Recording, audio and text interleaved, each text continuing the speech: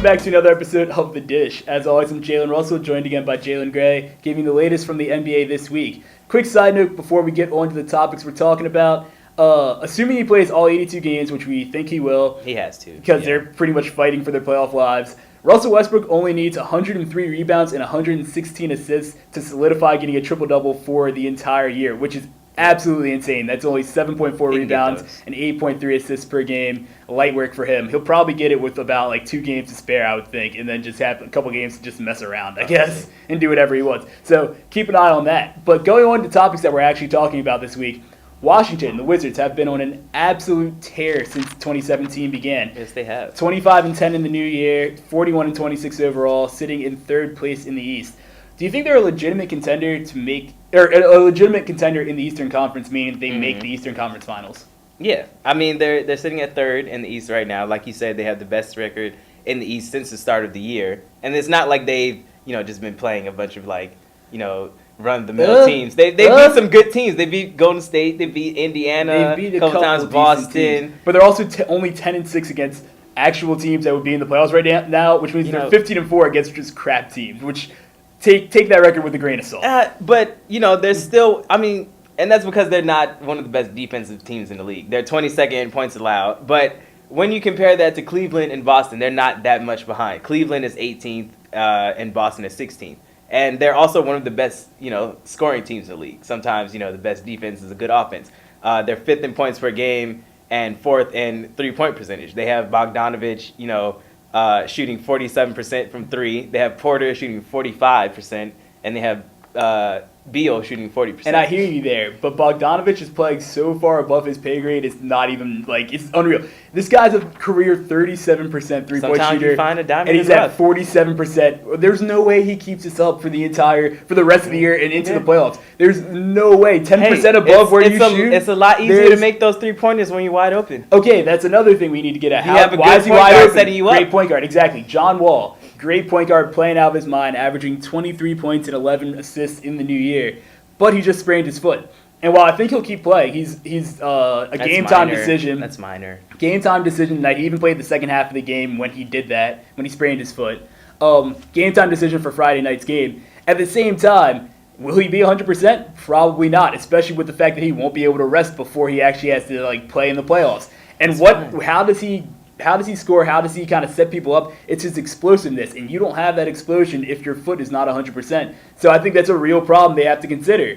Also, Beal is shooting 50% from the field overall, shooting great from three-point. He's usually a 40% three-point shooter, so that's right on par. But he's also shooting 6% higher than he normally does from the rest of the field. So that tapers off a little bit. Bogdanovich tapers off a little bit. I don't think that's what that means. 9 of those 25 games that they won in the new year came by 5 points or less. So just a little, if Bogdanovich comes back down to earth a little bit and Beal misses 1 or 2 of those shots, they're losing those games. And then at that point, instead of being 25-10, they have 19 losses in the new year. That's a totally different scenario. I think they've gotten into a flow, a chemistry, and they're going to have a lot of, just swagger going into the playoffs. We'll have to see if they can keep that going. But moving on to something you said earlier, you said Cleveland is making the finals. Yeah. We went over this early on in this season. LeBron's still in the NBA, right? He's still in the Eastern Conference, You said Cleveland and Golden State are making the finals. You locked that in at the beginning of this season. I said that there's no way both of them make it back just due to history. It's never happened before where the same 2 teams played 3 years in a row in the finals. I'm giving you an opportunity at this point to take that back. I'm not recanting. No. You're not recanting? I'm not. I don't see why I should. I mean, injuries, you have the evidence. best team. You have the best team in the Western Conference from last year. Get maybe the second one of the at least a top 5 player in the NBA in Kevin Durant. That gives them a lot more talent. They already had more talent than everybody in the West. That gives them a lot more talent than everybody in the West. So that gets them past teams like San Antonio, like Houston. Even though those guys have gotten better, I still think Golden State's talent trumps all those other guys. That's true, but let's be real. KD and is Cleveland hurt. is just. I'll start with Golden State. They're going to win the East. I'll start with Golden State. So Golden State, KD's hurt. Just give Who knows if he comes back 100%? Who knows if he comes back even 80%? They only need him to be 80%. That's all they need him. That's cool and all, but Houston is playing out of their mind. They're shooting better than just about any team. They're putting in so many points every night. They're just like your argument for Washington. Their offense is their defense, and they're just going. We're going to outscore everybody with Lou Will off the bench, Eric Gordon off the bench, James Harden playing out of his mind. Also, Steph, Dre, and Clay are all shooting well below where they normally shoot from three.